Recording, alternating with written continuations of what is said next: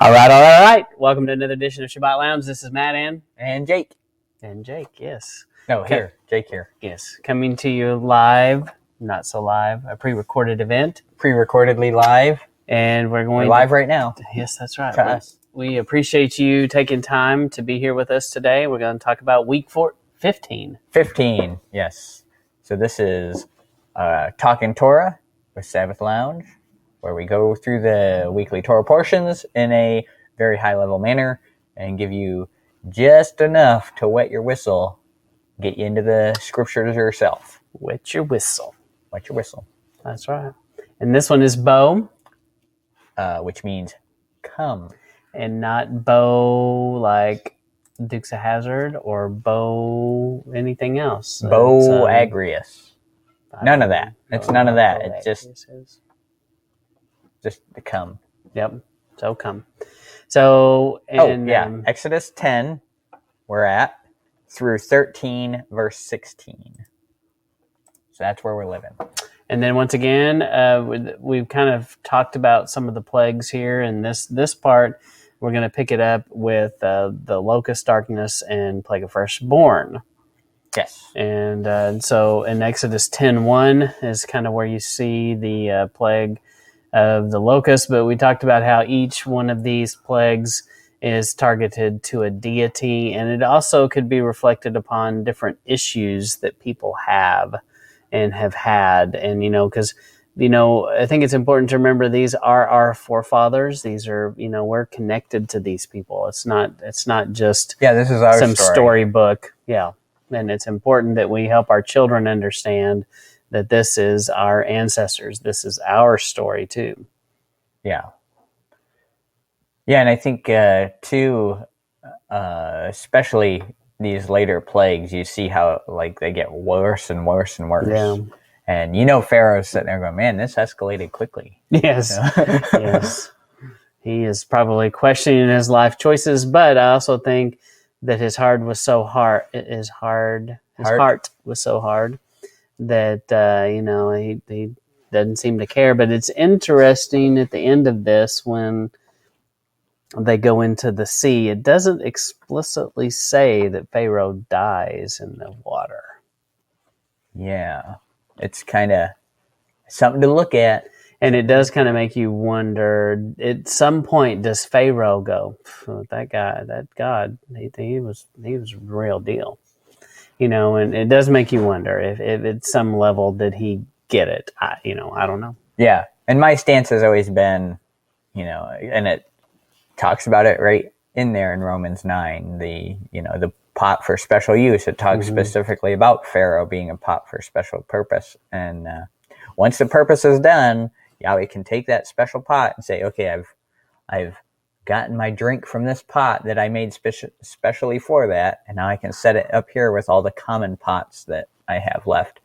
And that kind of, to me, that's his opening for repentance, because now he's kind of in the, not that he didn't have free will before, but he's more in this free will range of acting where, okay, now you've accomplished the purpose I've designed you for.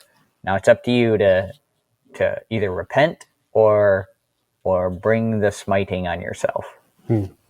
Something like that. Yeah.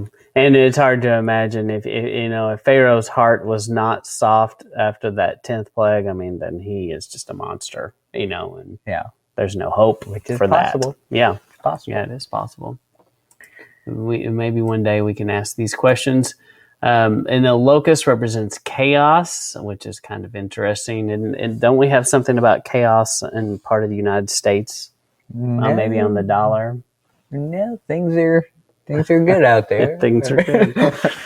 But doesn't it say something on the dollar about chaos? I don't know. Order out of chaos? Maybe. So, there's... Which happens in the natural... it does. When you let things go to themselves, it just happens that way. Order out of chaos. So, but you definitely have this chaotic thing. And then the darkness, there's only one light. Death of the firstborn, don't you think that was... Because what happened in the land of Goshen during darkness? There was lightness in the land of Goshen. Yeah. And so there was only one. I wonder if you could see the light when you were in the dark. I would think not, because then you could see. Then it would be light. That's another. It's good like question. a light bubble that you couldn't see into. Well, Crazy. I hadn't thought about it like that, but that is kind of interesting. Because then because it said you couldn't see your hand in front of your face, basically a darkness that could be felt. And so that also to me implies fear. You know, I mean, can you imagine? Just think about here in the United States, if we lose electricity, the fear that would be in people, just like that. Yeah. You know? Yeah. During the day, it might be okay, but at night there would be lots of fearfulness. And, you know, there's so many things associated to darkness that's bad. You know, darkness is generally not associated ever with anything good. Yeah. It's the unknown, right? And people are afraid of that. Now, just a funny aside, when we were younger, my brother and I and some friends of ours, we'd go into our bedroom and shut all the windows and shut the door and shut the light off. So it was like pitch black, and then we'd wrestle. And that is an interesting event. I bet. You don't know who's kicking who in your head, and it is fun though. Don't hurt yourselves. Yeah. Speaking of wrestling, I watched a little bit of that last night. It was pretty ridiculous. Oh, geez. Oh, man. So crazy. Anyway, but this darkness is you could feel terrible. The pain in this darkness when we would wrestle. I bet you could. I bet you could. So, but you know, but we do know the Israelites were protected from the darkness, right? And that was one of their, one of the biggest deities was sun god worship, and so taking that away from them was a big deal. Yeah, it was a real slap in the face to Ra. Yeah, and so you have this painting on the door, and you definitely have wedding language here. So, Jake, how do you perceive that you've got this Passover moment with the blood and the hyssop and a doorway? How is this? Don't make me go into detail about language? It. But right. So the word "come" implies you're inviting someone to join you. Come doesn't mean go away by yourself. That's the opposite, right? But come is coming is a joining together. Well, right? And it's an interesting concept too, because if you do come, you also have left. That's true. So it's kind of this both and thing that, you don't, I mean, it seems obvious, but you've leaving left somewhere to go somewhere else. You've gone from somewhere, right? And so there's definitely that concept here. And I believe that, we have all the language of Yeshua, and where does it say he is? He stands at the door and knocks. And so in essence, you have this death angel coming to each house, standing at the door and knocking. And so there's a very similar tie-in. And in this case, if you have applied the blood, what's happening in your home? You're passing over. You're doing. To me, you have allowed the master. You've done the things to prepare your house. Oh, you've already let him in, and so you've let him in, and he's dining with you. And so, in essence, did they understand all this? No, I don't think so. Yeah, I don't. It was just a method of salvation for them, but because they did these works, if you will, they were saved by grace. Yeah.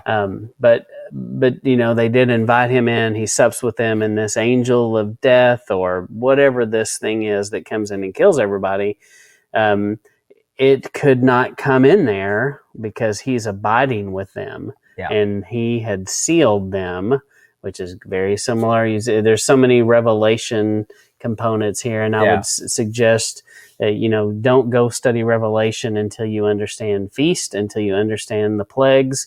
And then I think that will help you understand Revelation better. Right. But anyway, this definitely, to me, clearly a wedding language piece to this. Yeah, definitely. And if you've ever never checked out Michael Oman and his wedding language, we suggest you do that. And we've interviewed Michael, and he went into detail about these things as well. So that's a good one to go back and check on. The ancient Hebrew wedding model. Yep. And so you've got this Passover, and he tells them to be prepared. Be prepared. So, Jake, have you ever... Go ahead. Are you a prepper, Matt? I have been known to be prepared. Oh, okay. For a few things. But would I go straight to calling myself a prepper? I mean, but I like to be prepared. If you're homesteading, you're kind of a prepper, right? Yes, kind of. Yeah. Mm-hmm. Yeah. I don't have go bags, and I don't have things cached in secret, because I've known some people that would tell you their plan of how they have this piece of land here. It's good to tell you that plan too. Yeah, that's what I've always thought too. I'm like, why are you telling me this? Now I know where to go. Yeah, thank you. No, exactly. So anyway, I'm not on that level. No. Yeah, I do feel like it's important to be prepared, but I also feel like Yahuwah is going to give me what I need. Right. Yeah, just like these guys. But I should be wise. These guys were handed the keys to their success. Did they have to prepare?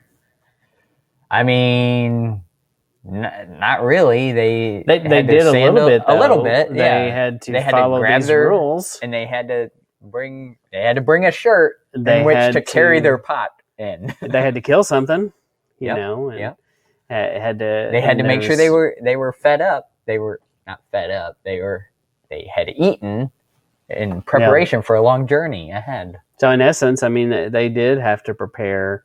They prepared. And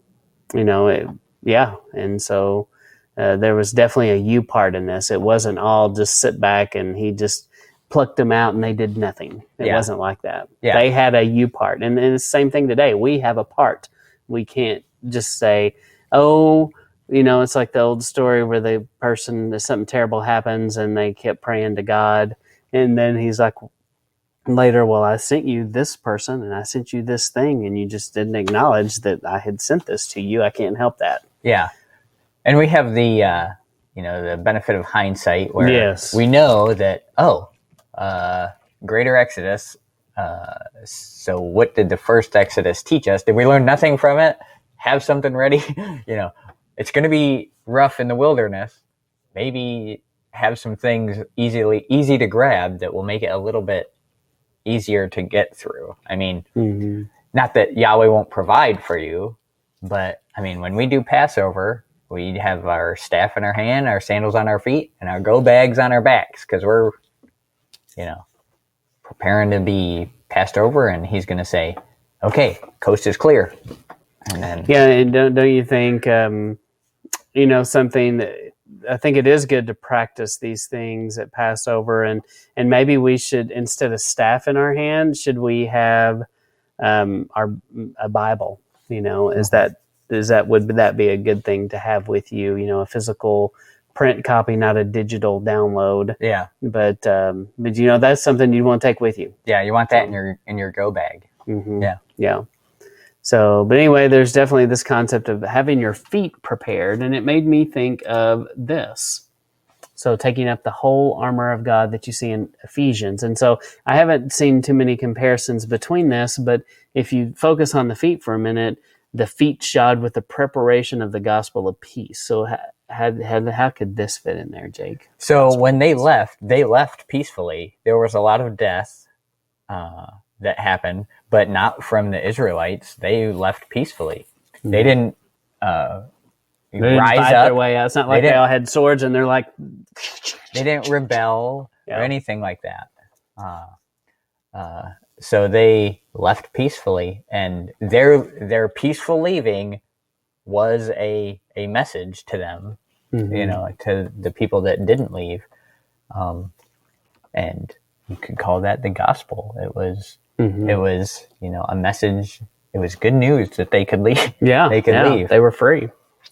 And so if you look at these things, they do seem to fit. You've got the helmet of salvation. the breastplate of righteousness, the shield of faith, your loins girded with the truth, the sword of the Spirit, and the feet shod with preparation. So in essence, you can make an argument that they had done a version of this as they leave. Yeah, definitely. And they were leaving as an army, Yahweh's army. And like you were saying, they had their staff, which is the poor man's sword, right? They had the sword of the Spirit, which you were saying, take a Bible with you, which is the sword.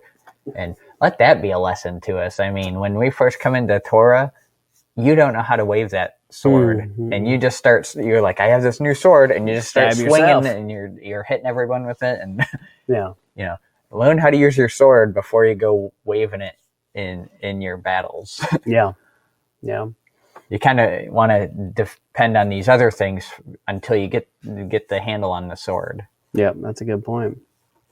Anything else about this you think of?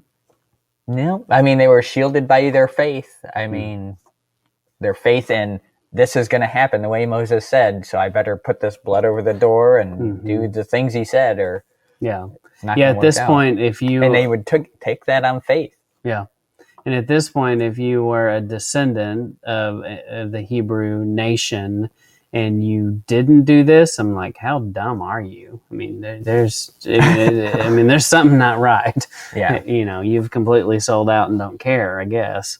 You just don't get it. And I don't think there were many of them that didn't. I shouldn't imagine that. So I think they all came. And so, all right. So that is week 15. Bo, you think of anything else there?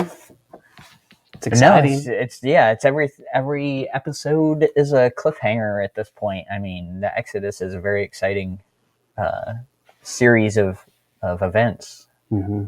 Yeah, and it just keeps building, really. It just keeps becoming more interesting, as they go on. So, except the 40 years of wondering, then it kind of slows down a little bit for that period. It's not quite as exciting. Yeah. Where every day they're like, what are we going to do today? We're going to wander around in the desert some more. We'll just follow that pillar of fire and clouds. Yep. And so it's symbolic, just like we talked about last week. It took Moses 40 years to get the Egypt out of him, and then it also takes the people 40 years to get the Egypt out of them. Yeah. So, and we just ask that you work on that too, that we hope that you're joining us in this quest of trying to get Egypt out of our lives, and we hope that our children are not going to have as much Egypt to get out of their lives and be much ahead of the game compared to us. Right. So we appreciate you stopping by to listen to week 15 and Bo. Yep. And we look for more to come. We ask that you click the subscribe, click a like, and leave us a comment. Yep. Check out the website, sabbathlounge.com. And we appreciate you stopping by. We appreciate your time. And we know that your time is valuable. And this is Matt and Jake signing off.